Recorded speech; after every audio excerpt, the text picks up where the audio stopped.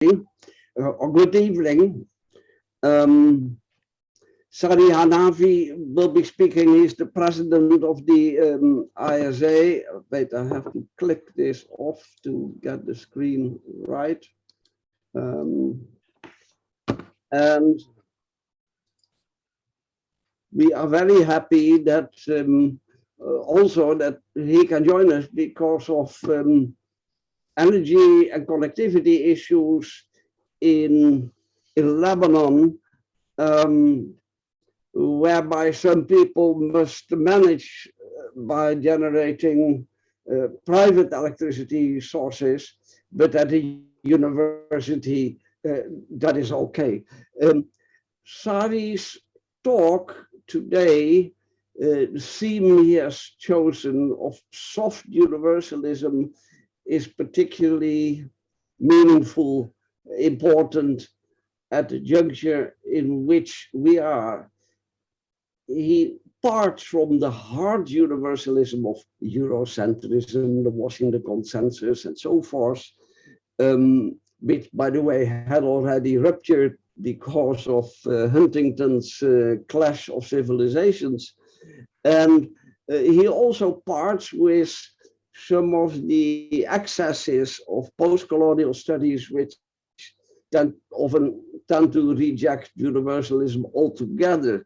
So he sets forth a new balance, and that new balance that is very important in this time. So I'm very happy that Sari is joining us. I'm very happy with the theme, the very challenging, difficult theme he has chosen. Welcome to you all, and especially a welcome to Sari Hanafi, please. Thank you so much, Jan Peters, for your invitation. Thank you, Brett, also for arranging all the logistics. Thank you for Global Study Colloquium series. I'm so honored to be with you. I came 1 week after my my supervisor and dear friend Michel Viviorca, sorry. So let's I will share first my PowerPoint and then I will continue talking.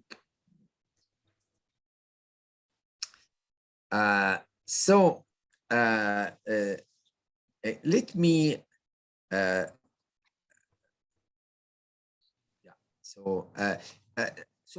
so today I choose this topic, and I will start by saying that in fact it's this concept is very important to conceive any internationalization of our research, and specifically what is dear to me and to ISA, my predecessor presidents, Michael Barawi, Maggie,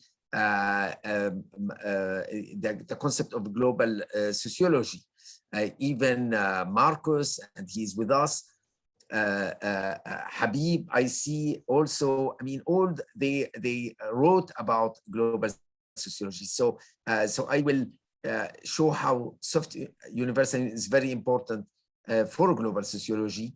And I will show that if we don't respect this soft universalism, how our internationalization of research become problematic. So this is, in a nutshell, what I will do today.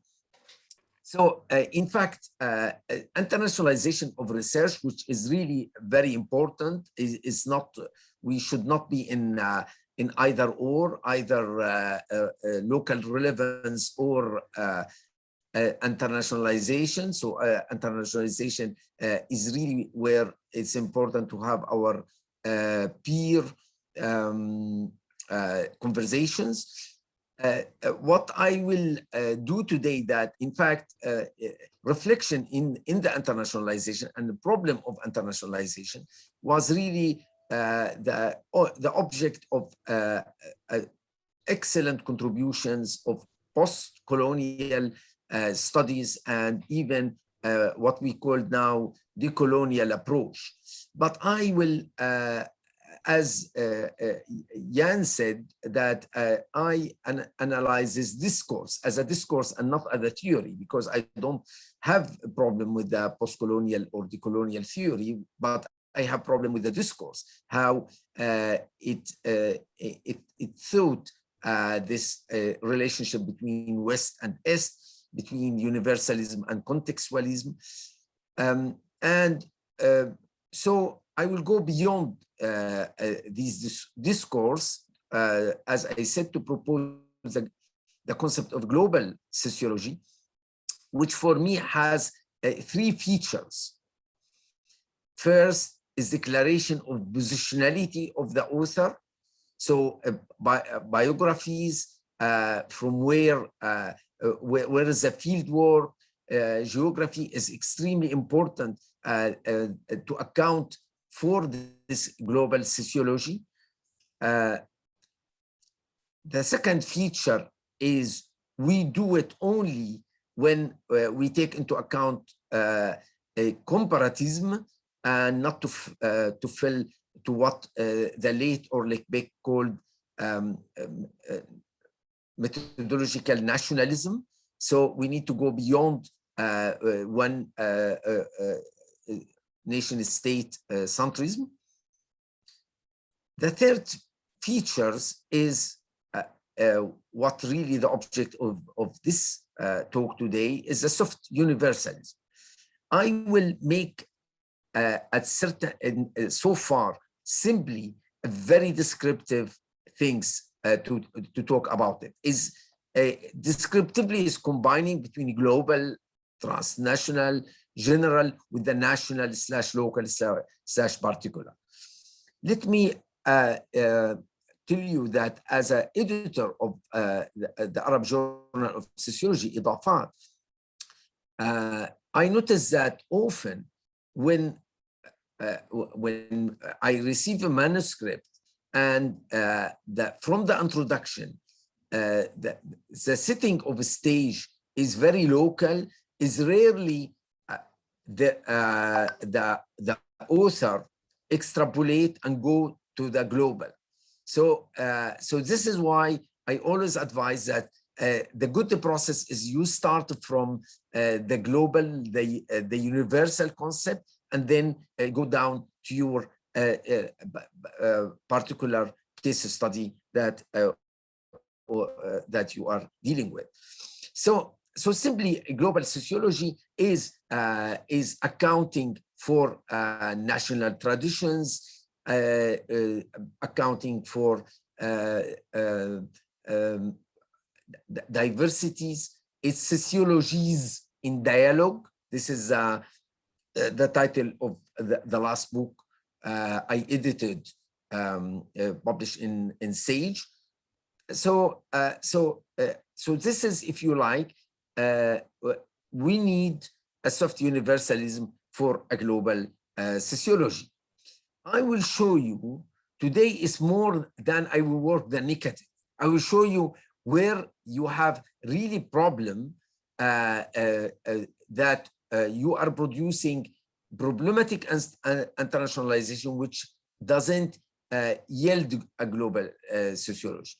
So I took 4 journals. So I use the work of 2 excellent Turkish scholars, Ergan and Alikan, and I did work for in France specifically. So I look to lead author country of institutional affiliation of different journals. So Revue Française de Sociologie, American Sociological Review, Social Science Japan Journal, and New Perspective of Turkey, just to see whether we take into account positionality and comparatism. So looking to the lead author, I found in France, in Revue Française de Sociologie, 100% of those who write on it is affiliated to France. So it means that impossible if you are outside of France to write on it. although they claim this, that is open to everyone, in fact, is not. It's very interesting that it's very, is resemble the American Sociological Review, where 86% are institutionally affiliated to United States. So what is very interesting that I look to the remaining 14%, and they are all graduated from United States. So almost it's impossible if you are graduated in I don't know, in Sorbonne or l'HESS in France, that you got that. So while you see that the half of the author in Japan is affiliated to Japanese institution, in Turkey the three quarters, and so on. I look now is another indicators, geographical marker in the article title. Okay, so you see that in fact in Revue Française de Sociologie, most of the articles you don't have geographical marker. In American one, you have more. You have more with geographical marker, so less no geographical marker, around 70%. And while in Japan and in Turkey, absolutely geographical marker in their title. So I wanted to be sure that I am not exaggerating about France. So I look really to this title, as I told you, and I found, as you see, only you have geographical marker when really you cannot escape it, like American reception of the frame analysis, for instance, of Goffman. So or conference institutional de jeunes on Europe. But generally speaking, there is no geographical marker. Let us see more. I found, for instance, that in the 11 most cited article in Sociologie de Travail, that absolutely only one article you have a tight geographical marker. Also, I take a keyword poverty and I look to books and articles. So I look to 41 articles and 45 books systematically, and I found that only in article we have some reference to geographical marker, where in the book almost doesn't exist any geographical marker. It's 93% of books without any geographical marker. So this is where I conclude that really there is a problem of positionality of the author, that they don't account for what the meaning of conducting research based on France or about France. That for them it's is so obvious they can drop the geographical marker. So here where I come to the third feature of a global sociology, what I argue is a soft universalism. So let me go slowly. First, identify some features, and then going to the conditions of having soft universalism. So universalism can be about concept, sociological concept. So like social classes, for instance, like what is poverty. So it's some powerful concept that explain human conditions and action, but can be normative.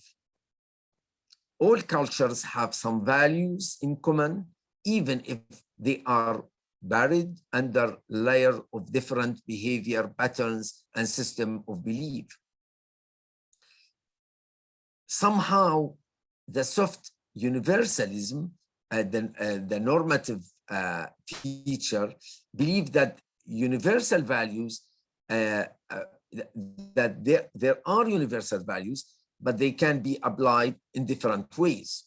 So somehow is advocating for a fewer universal moral truths existing and seeking common ground beneath the variety of opinion and moral.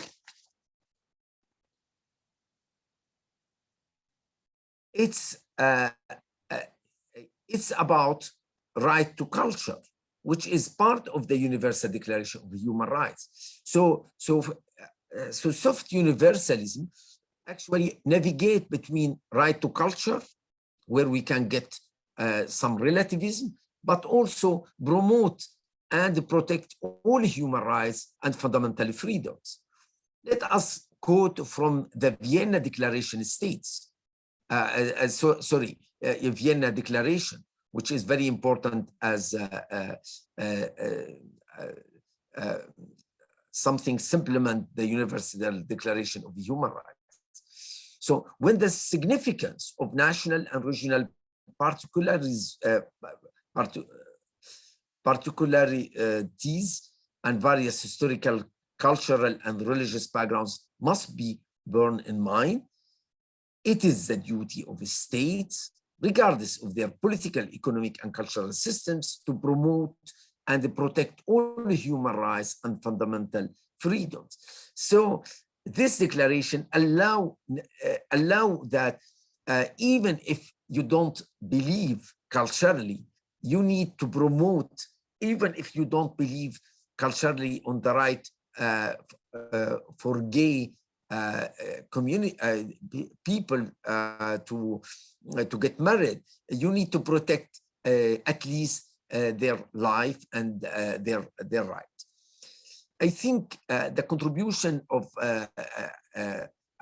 Abdel-Ilah Al-Naim is very, very important in this regard. And what he called processes of cultural mediation of human rights. And actually, he go with what Michael Walzer argue or distinction between thick and thin moralities. So that there is thick morality and thin moralities. And universalism often come with the thin one. And culture go with the thick thinking about religion, thinking about communitarian morality. So thick moral terms will be the more legitimate and useful one for moral judgment, for moral argument. And this is the issue, that how a society, a specific society, will take into account the Universal Declaration of Human Rights, but making its own moral arguments. So An-Naim argue that, in fact, this involves the risk of having to accept a prioritization or reprioritization of social values that one believes to be contrary to universal human rights values. So, how, if we believe that gender equality is part of fundamental human rights, how would you do work today in Muslim majority countries about the inheritance? So how to reconcile both the vision of inheritance and the discrimination against women and the equality, for instance. I'm just giving in a telegraphic way. I mean, I can't discuss how, for instance, my work about Tunisia on what has been the debate 2 years ago about the gender equality in inheritance.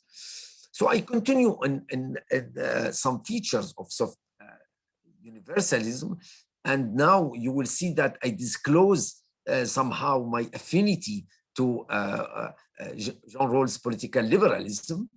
So I think the concept,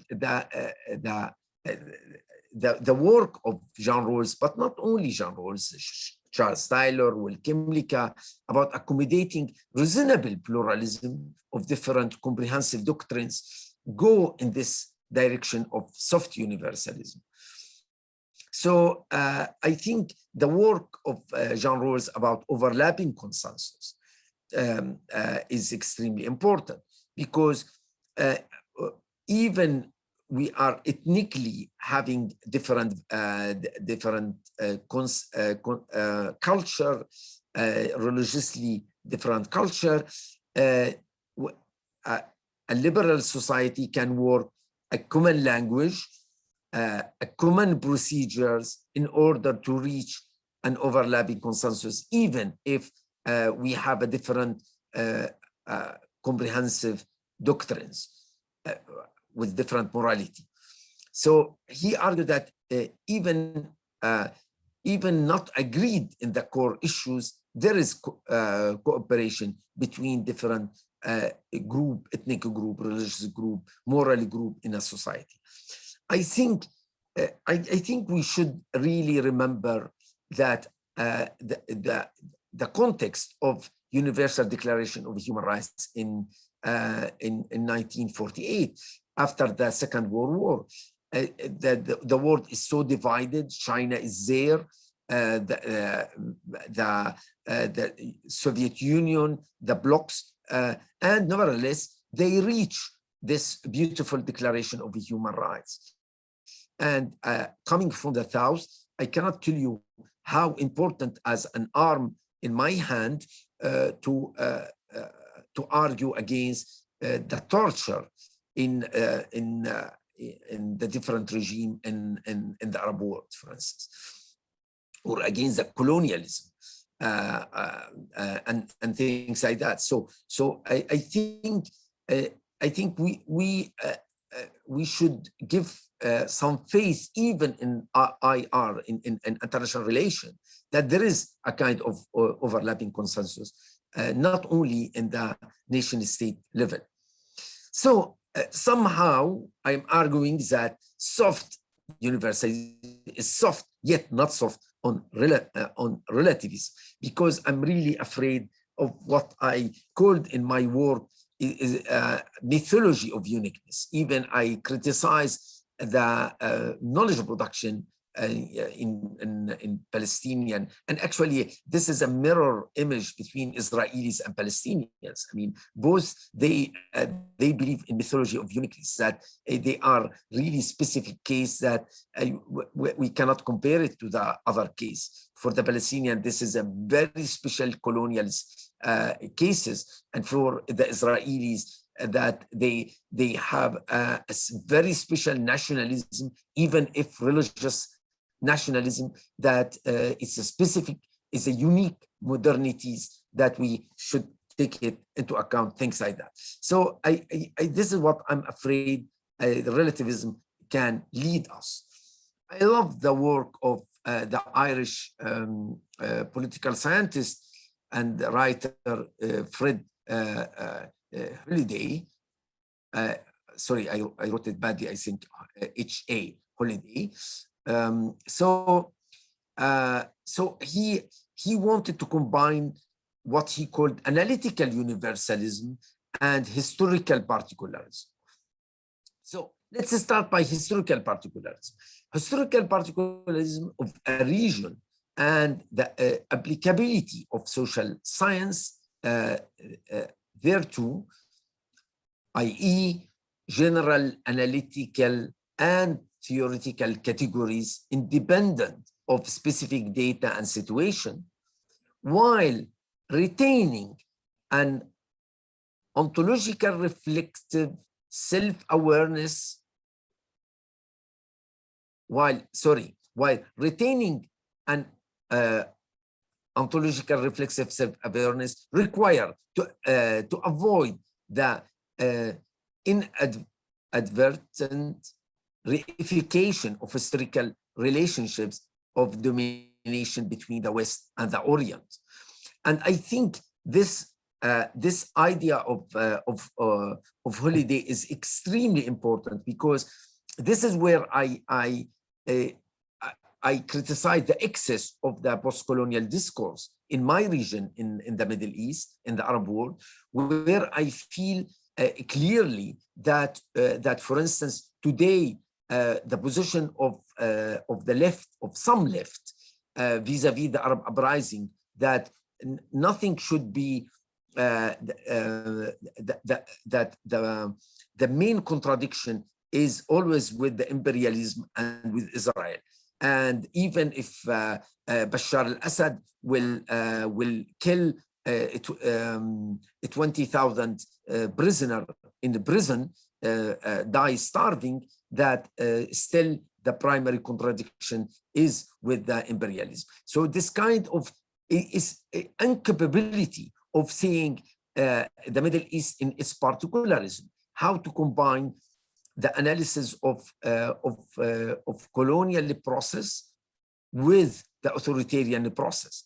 Especially, I am talking after at least 3/4 of century since their independence. So this is, if you like, where my major criticism of how sometimes we reify the Middle East. It become like any peripheral area, like Latin America, like etc.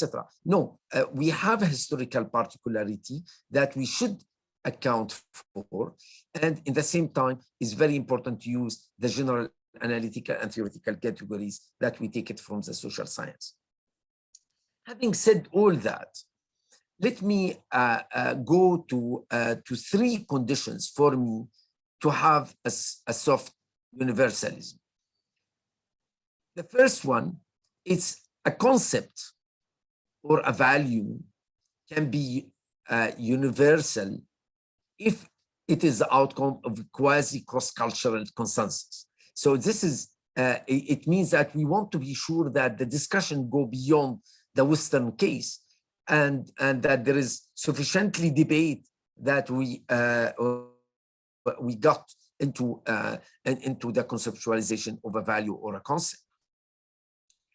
The second condition is a universal concept is not a teleological concept, but a historical experience that gets its normativity as a result of a collective historical learning process, inherently open-ended process. Take democracy, for instance. Democracy is not a universal because it's will be forever the best concept or political system, but because we see through historical experience that it's useful. We see the outcome of the democracy in Latin America, in South Africa, in the Arab world, in Europe before, and so on. So the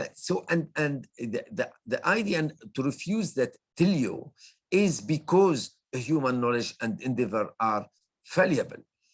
No an eternal unchangeable truth. So the idea no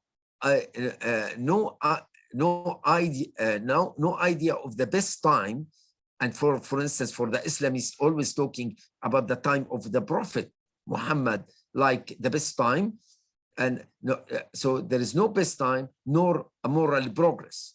I think we simply can spot some area where really there is a moral progress. For instance, the end of the slavery, but no, not the modern slavery. For instance, the disposable migrant worker. While I can argue that morality is not in the progress with the mushrooming of drugs, for instance, in the world. So the idea of progress, I mean, is not really helpful for understanding universality. The third conditions is we should take any concept, universal concept, as simply an imaginary and not a stringent model to be exported. If I keep my example, democracy, I would say corollary to democracy is a constitution, is democratic constitution. So, democracy as a political, as a principle, as a philosophy, is it's really universal, but not a constitution written by the American for the Iraqis, and neither by the Russian for the Syrian. So there is no model to be exported, but just to work this flexible concept and like an imaginary. So this is, if you like, resemble to Locke's state of nature, if you like, where broadly equality and the freedom conceived by Jean-Luc is universal as imaginary. I like also Jean Rawls, the concept of the original position, but also we should take it as imaginary and not as a tough, stringent concept. So to understand it as a human capability of putting oneself beyond one's immediate situation and one's immediate interests. So again, these are the three conditions I think is extremely important if we want to navigate between the excess of cultural relativism and the hard universalism. So let me give you example, clear example for me, where you have a hard universalism. I think the French secularism, or what now the new version in the last 15 years, what is called nouvelle laïcité, is absolutely a hard universalism. And I have been following the debate in France since I graduated in 1994. So I'm familiar. And I think it's simply instead of considering some democratic liberal ideals, which include pluralism as universal, and to argue that secularism as distinction between the political and the religion, the state and the religion, is a mechanism to achieve this universal ideals. We will conceive secularism, French secularism, as a very tough conception and impose it in the other religion, in the other community, the newcomer. For me, it's simply a Christian secularism. I give you example. It's conceived like is a very Protestant in the sense that the private conscience of an individual, and then a small ritual that can be done in the church. So the conscience at home and the ritual at church.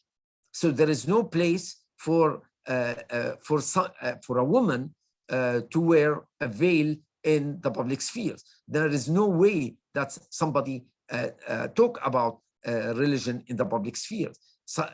So this conception of religion will force other religions in France in order to be to abide to secularism is to become somehow Christian.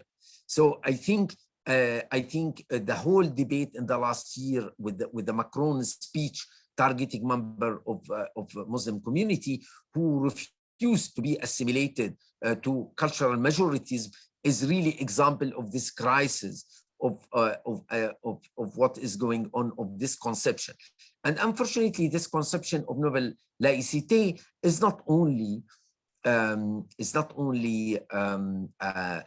something conceived by politicians and right-wing politicians and right-wing layperson, but I think this is really also followed by not only media but social scientists and the campaign against what they called Islamo-leftists in the university is waged by some scholars. There is a petitions against some those we don't like. We tax them of communitarianism.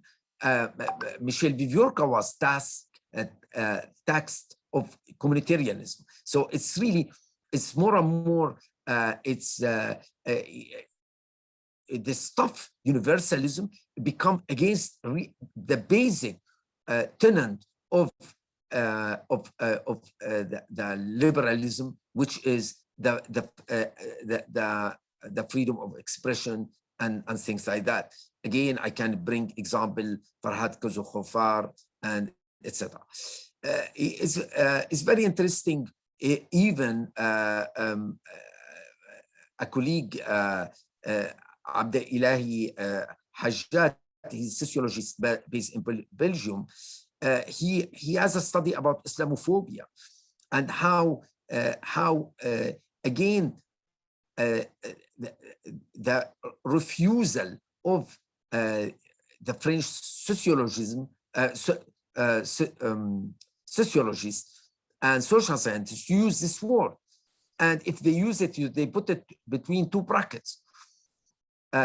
Somehow it's a way to refuse that there is emerging of historical particularism, to talk like Fred Holiday of the Islamophobia.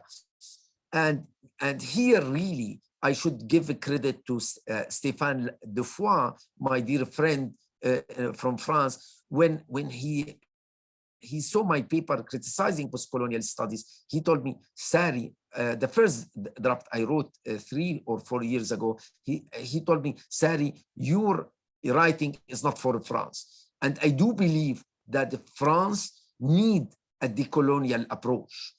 France need really to account for the legacy, the colonial legacy. This is a country where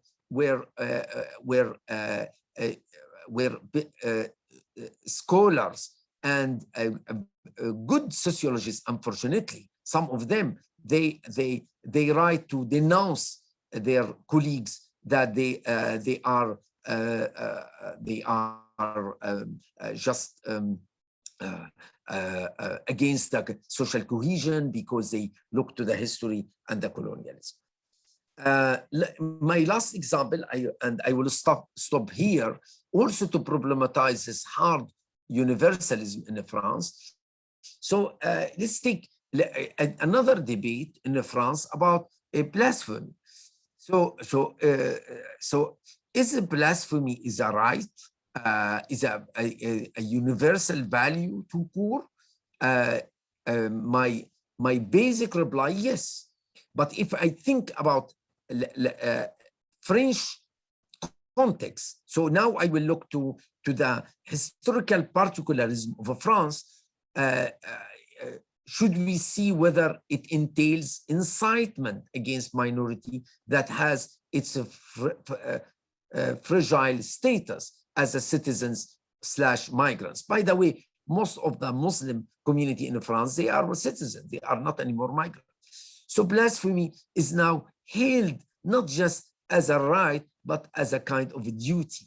And actually, I saw once Jamal Debbouze, he is a comedian from Moroccan origin, a French comedian, and he was asked. He was in a reality show plateau, and he was asked to say, "Can you do the blasphemy?" I said, "Yeah, I don't mind."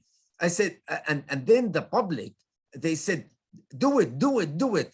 and then he insults God, and they applaud and they stand up and applaud. So this is really, this is where the access to this universalism, hard universalism, to be modern is to blaspheme. It's become a duty and not the right. And I love Emmanuel Todd, a French demographer, who wrote, yes, he has a book called Who is Charlie? After the Charlie affairs. Yes, there is a right to blaspheme, but one must also have the right to say that blasphemy is not a priority, and that is idiot.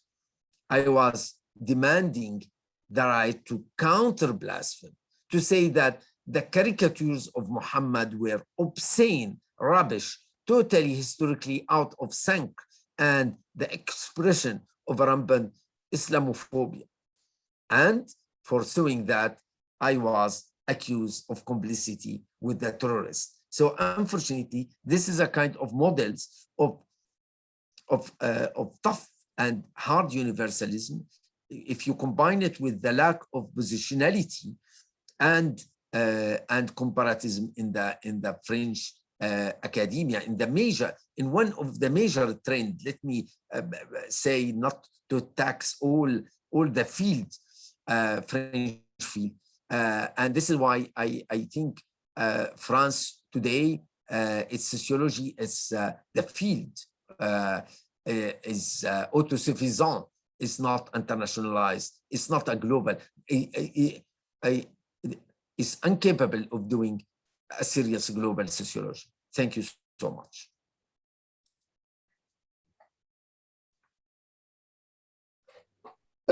Sari, thanks very much.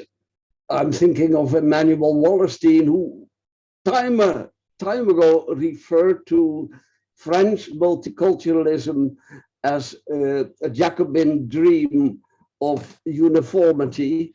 And I think the Charlie Hebdo syndrome, which goes back to Denmark and the Jyllands-Posten and so forth, is part of this. I find this a tremendously important discussion. And while people are getting their thoughts organized, maybe a brief remark or a question. Sorry. Many of us have been so used to decentering Eurocentrism, decentering Washington consensus, etc. So that has become part of our habitus. And what you are proposing is a kind of soft recentering. Let us think of universal values, and one of them is courtesy.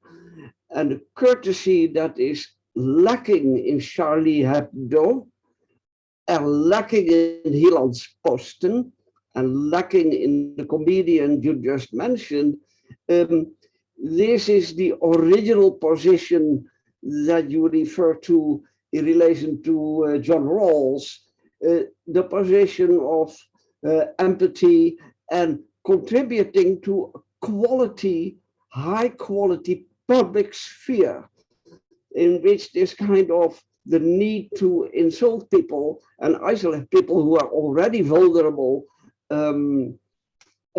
is not a decent principle to proceed. So I share your orientation, soft recentering on some major values. Please, friends, colleagues, welcome to you all. Also, Taras from Kiev, Ukraine. Please, would you come in with comments or questions? Marcus? See the hand of Marcus. Yeah.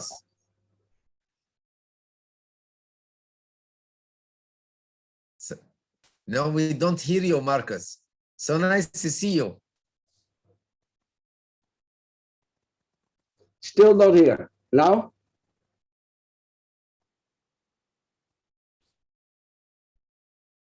No audio, my dear.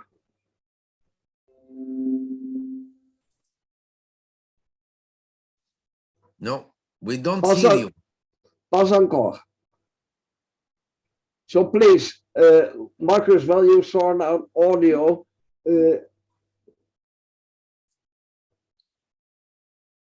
We don't hear you. in the meantime, some other, Habib, do you want to come in now while Marcus sorts out audio? Please, Habib. Yeah, just a quick point. So we see in recent years, discussions like the Steven Pinker, the for enlightenment, kind of argument, and that is consistent with Sari Hanafi's view that we really need. We cannot simply throw the baby with the bathwater. That yes, there were problems. Universalism equated with colonialism, colonial repression. So we need to look at it carefully. But that doesn't mean that we should abandon it. So there's a call for, renewed enlightenment. And from a very practical point of view, as Jan pointed out, that we need a civilized discourse. We need debate, but we need debates within certain boundaries of civility. So civility itself becomes a universal value that we need to embrace as a first principle. That we debate, but we debate within certain boundaries of norms and civility. So I think we are perfectly in agreement with you, Sari. Thank you. Can I add, please, Simon Jenkins' remark about Hieland's Posten and so forth? Simon Jenkins said, free speech exists only on a mountaintop.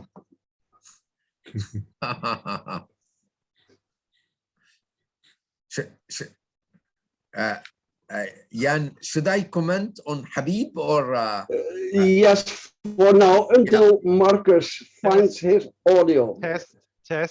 Yes, now you have, yes. Go ahead, Marcus, yeah. Thank you, Sari. This was really fabulous, wonderful. I'm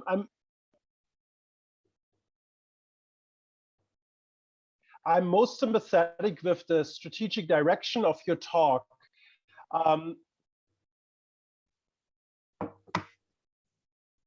I hope you don't hear the echo that I can hear now, because it's fine. I am hearing you very well.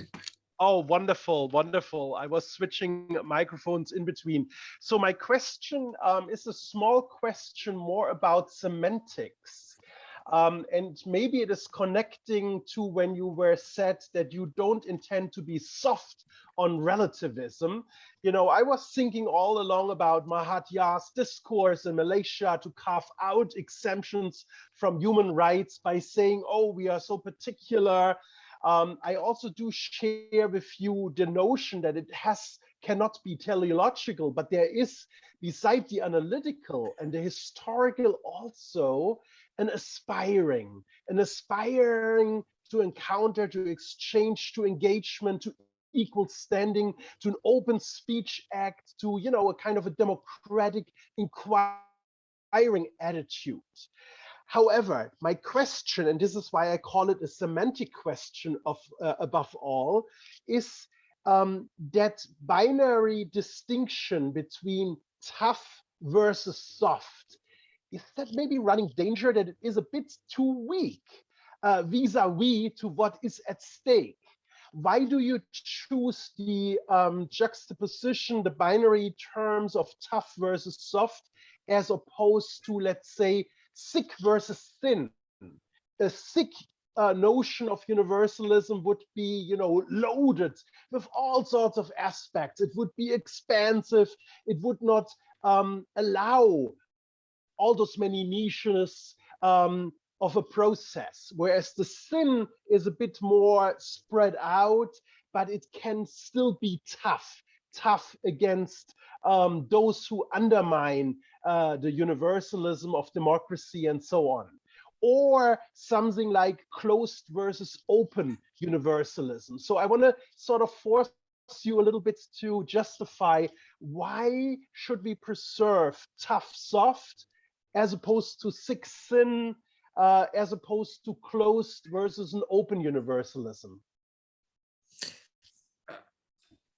well, thank you so much, Marcos, and I will come to you, Habib, after. Yeah, this is a very good, very good questions, and actually, thick and thin. I was afraid that it will be conflated with Michael Walzer distinction between thin morality and thick morality, and has a very different meaning from what I meant. And of course, close and open makes sense for me. I mean, an open universalism, it means that in a Fred Holiday meaning, we say we need analytical universalism, which is combined by historical particularism. I think this is open close can make sense clearly for me, but I like that the soft, in a sense. Also, I use this term for secularism. I think that we need, and I refer to fantastic work of Cécile Laborde, Liberalism, Religion. I really strongly advise to read this book. Cécile Laborde make a strong argument that in our late modernity, with the pluralism, we need a soft secularism. So if you like, soft bring nuances, bring reflection, possibility of opening, something like that. Okay. So, and Habib, thank you so much for your you bring the question of overlapping consensus until a common language of civility, and I think is very important. And civility reminds us the whole work of Norbert Elias, and what is common between civilizations is pacifying people, is bringing less violence. Why I think since 9/11, the horrible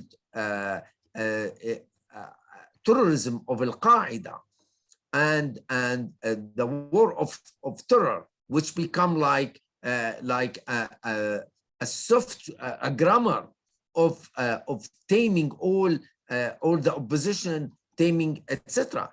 It's really go against the civility. So I would say 9/11 and post 9/11 was really the moment going against the civility.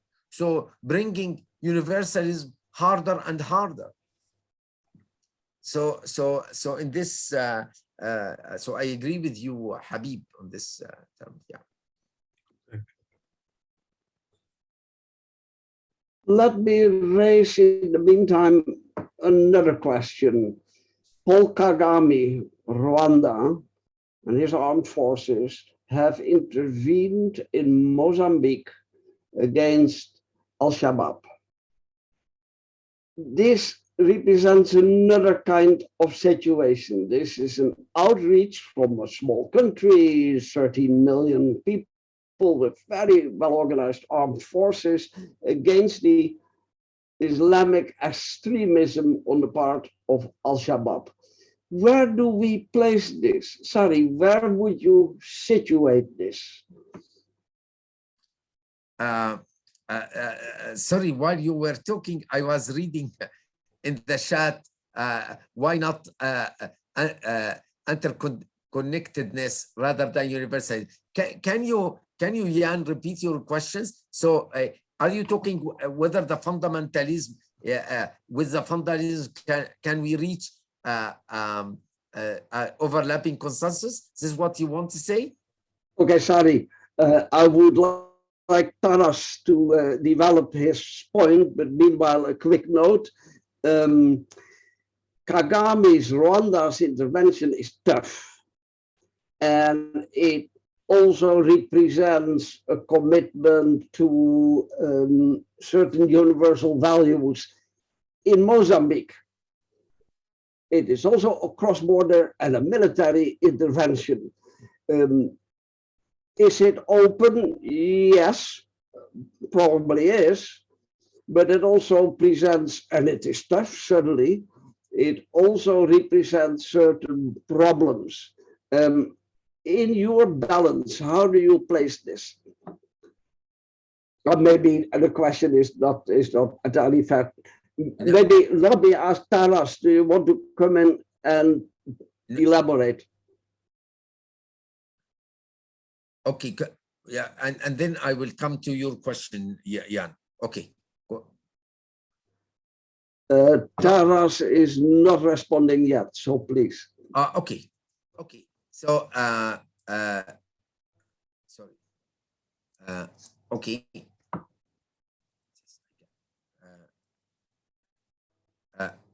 Sorry. Now I see you again. Jan, look, I think I mean, my agenda in the last 3-4 years is to connect social science to moral philosophy, and specifically sociology to moral philosophy. I mean by that we need our theories to have some kind of normativity. And I think when I argue for soft universalism, I really argue by the fourth epistemological imperative in social science, which is the normative imperative. So there is a descriptive, there is a conceptual, there is the interpretative, and then the normative. And I care so much about normativity. And this normative epistemological imperative entail dialogue. We social scientists, we sociologists, we cannot anymore be part of the polarization. I mean, of course, we need to criticize powers. We need to criticize society even. But in the same time, always thinking how to make dialogue between belligerents. And this is why Geoffrey Alexander is very important with his concept of civic sphere instead of civil society. Civic sphere can be business people inside, can be religious leaders. So we are here to bring dialogue between these different constituencies, and not only to say we are with this party and we don't want to talk with the other party. I mean, we can always be normative to show that we rather here, not there. So I think this is soft universalism is a way where if I take the normative side, the universe, the human rights, for instance, that how you defend the Universal Declaration of Human Rights, but also you work slowly with society, how to bring this their culture to accommodate this Universal Declaration of Human Rights. So soft universalism really go in this direction of dialogue. The normativity in post-colonial thinking has been so concerned with imperialism and with colonialism that it sidelines, doesn't pay sufficient attention to episodes such as Assad in Syria, which you mentioned, because it is so preoccupied with the major centers of power. centers of power that in the meantime, because 100 years or 50 years have passed, are no longer as important anymore. So that, as it were, there is a nostalgia of power in post-colonial thinking, that while we agree with it, they are looking at the bygone era. Exactly. And the problem with the post-colonial studies that they don't see the dynamics in the region in the last few years. For instance, to understand now, if you really will account for the geopolitics, you should account for Iranian empire, Saudi empire, Turkish empire, how they play in the region, and not only the old imperialism capitalized by United States and its ally, Israeli ally. You don't understand what is going on without taking into account specifically, for instance, the powerful empire nowadays is the Iranian one. So so this is really I see about the whole debate concerning the Arab uprisings, how you have a fringe of left that they absolutely they are not ready to think about the authoritarianism and to privilege any group that think about resistance against the American imperialism.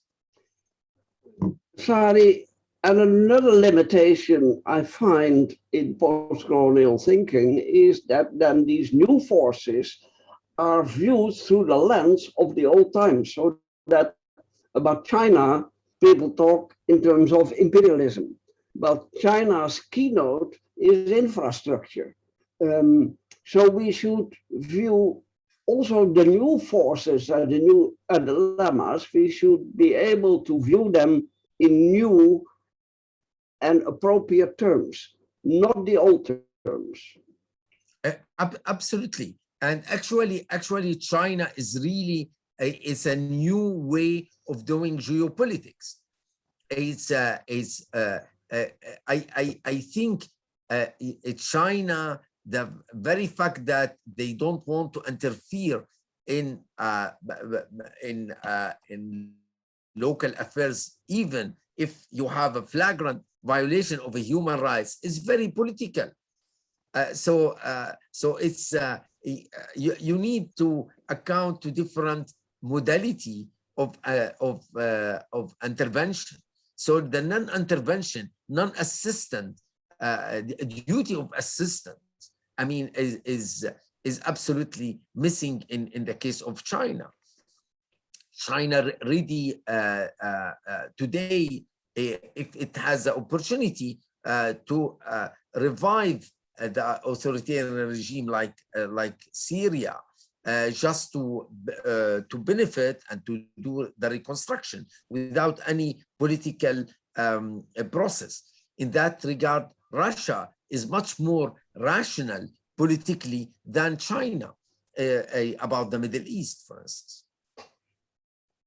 If we think of the current episode, I'm just sharing conversation while people, raise your hand or raise a question anytime. We now have regimes of control via algorithms. And Facebook is an example. And this cannot be categorized, conceptualized in terms of imperialism, territorial expansion, and so forth. It's of an entirely different order. So social science and sociology must retool and debug its theoretical thinking from old categories. Yeah, it's very interesting what Jan you brought, but I will give you from Syrian uprising an example. In the second month after the starting of Syrian uprising, the Iranian intelligence came to Damascus and they construct infrastructure to depict all the code for Facebook, but for Thuraya is a satellite connection. You don't use the national connection of mobile and things like that. So it takes them almost 8 months to install all the machine and etc. So and all the activists, and you have, it's called التنسيقيات in Syria, a kind of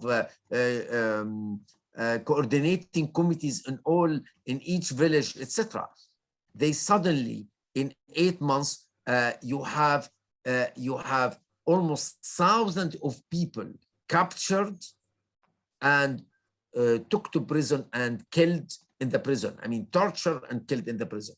And so we live in a apocalyptic world where from what we caught between the Facebook machine and algorithm you mentioned, but also how authoritarian regime really also they use the social media and they benefit from the social media to capture all these activists.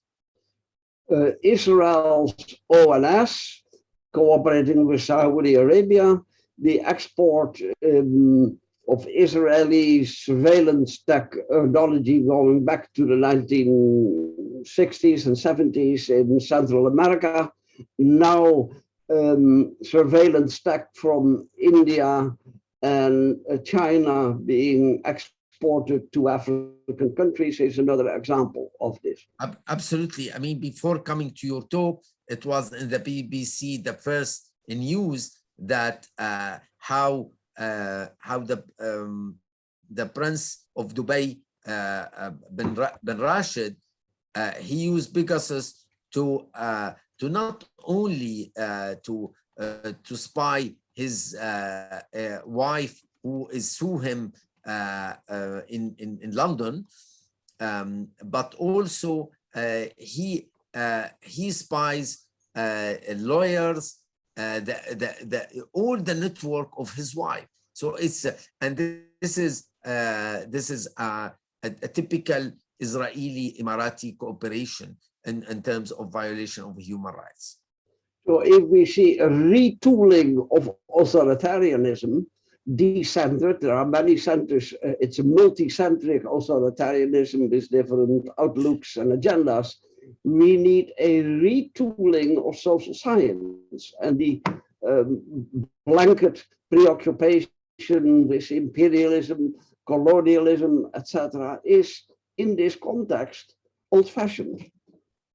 Absolutely, and historically, you have the southern activists. They take refuge in the northern democracies, but now in the global north, you have more and more populism that those who escape, they try to escape the authoritarianism. It's very difficult to find refuge, and we know this very clearly from many cases. I would find, Sari, please, colleagues, come in with comments or questions. I find, Sari, if you think of the Pandora Papers, we have the Panama Papers, the Paradise Papers, and now the Pandora disclosures. Tax evasion, one of the major, I think here, interventions here on the chat, please.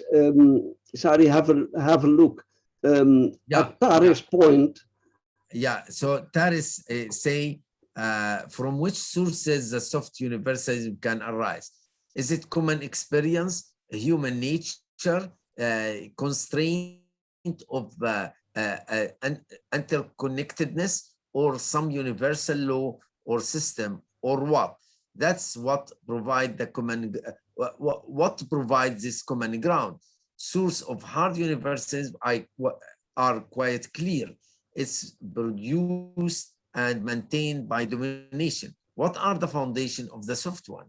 Why it should exist? not in a normative, but in explicative sense? This is an excellent question. This is the same thing. Today, I host, as a director of Center for Arab and Middle Eastern Studies, I host a talk with the title, Is Religiousity Necessarily Moral? So it's the same thing about morality. What are the source of morality? I think we should acknowledge that source of morality can have some universal values, something shared by humanity, developed by humanity, but others are sources come from religions, from traditions, to talk like Charles Taylor. So, yes, soft universalism acknowledge the development of human knowledge on developing some morality, some principle of human rights, but in the same time acknowledge cultures and how culture shape paths of society. So this is, if you like, in nutshell. So again, interconnectedness for me is too soft, because it's like a network. A network, nodes are interconnected, but is ephemeral. Can disappear after the end of the interest. I want more foundational word, a word where it remind everyone that we can, to talk like Habib, we can have a civility as a foundation, even acknowledging that there is a plural way of having civilities, but there is a common language, common procedure in this civility. If you like, here I'm talking like Jean Rawls, where we say, okay, rights versus goods. Let's goods is very diversified. Any group can have their conception of goods, but we will work the justice, we will work the right, because it's a procedural to allow a liberal society to be stable and it function in order that the groups have the liberty to have their conception of goods. And Sari, Tara, thanks very much for your contribution. Apparently your audio isn't functioning that well. In the winter colloquium, Professor Biku Parekh, Indian philosopher, has and a friend of Charles Taylor and so forth. He also often quotes John Rawls, has promised to talk about global ethics, and the question that you now ask, and several of you now ask, the foundations, the sources of morality. Let's ask that question to him. Marcus, please. Yeah, that's a great question that Taras raised in the chat about the source of the soft universalism. That question may also refer to the sociological type of the question about the social subject or the social carrier or the social dynamism that can push it forward. And so actually I wanted to push Sari to maybe from Rawls and from our contemporary philosopher colleagues to go even further to, let's say, the young Hegel, who tried to reconcile in a way, very particular way, particularism and universalism, as a struggle for the recognition that those who are despised, discriminated, fight for being part of the open dialogue. Those who are excluded, who are marginalized, are carriers they are, part of that dynamo that drives forward a kind of universalism. So that just to inject into that or to elaborate on Taras's question. Thank you. Can I add something here? It's very important that when I studied the debate in Tunisia about let me give you the full story. The late Sipsi president, he proposed to change the inheritance law where give for certain case where discriminate against the woman for certain case, not for all the case. So so he called for a committee, and the committee did a report, and then it was a debate in the society. Those who are in favor of changing the law and those who are in favor of keeping the status quo. What I found extremely interesting in the two groups, that they are both use three repertoires of arguments: textual, legal, and sociological. Just to tell you, even those who are Islamist and they think that that woman cannot take equal of man unless has the same burden of helping society. I'm not commenting today about the validity of this sociological argument, but what I found it very interesting that both they use sociology and they use text, whether it's a secret text or Sedao as a universal text. So I think this kind of debate in the public spheres in Tunisia was extremely peaceful.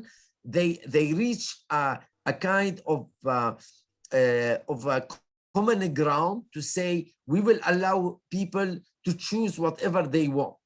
So the divergence was what is by default. Otherwise, people can choose any regime of inheritance. So this kind of things I'm talking about. I'm talking about that this soft universalism, how it's conceived by social actors in Tunisia post Arab uprisings, enable this kind of political liberalism, where society can peacefully discuss.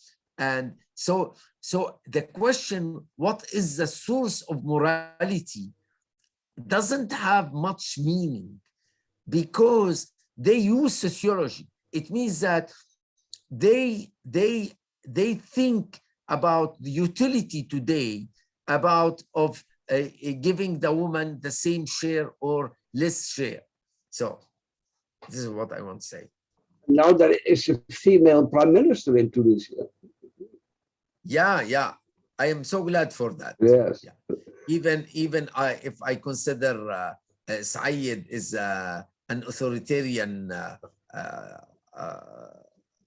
leaders, absolutely, and he interrupts the democratic process.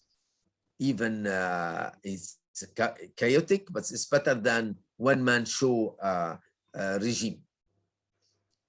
Dear colleagues, dear friends, do you have questions or comments? If you do not, I would like to thank Sari for a really marvelous and very path-breaking contribution, very advanced kind of discussion. Please let me, on behalf of all of you, let me thank Sari very much. Thank you so much, Jan, okay, for the invitation. I'm so glad. A great pleasure. Please, Sari, thanks. Brett, over to you. Yeah, thanks everybody for joining. next week, we will be hosting Anastasia Nesvetailova, who's the title of whose talk is Sabotage, the Business of Finance. So hope to see you then. Yeah, and finance is also a saboteur of a lot of the morality we have been talking about, and a very important issue, especially when it comes to tax evasion. Thanks very much, Sari. Au revoir. Merci bien. Merci. Thank you so much. Merci.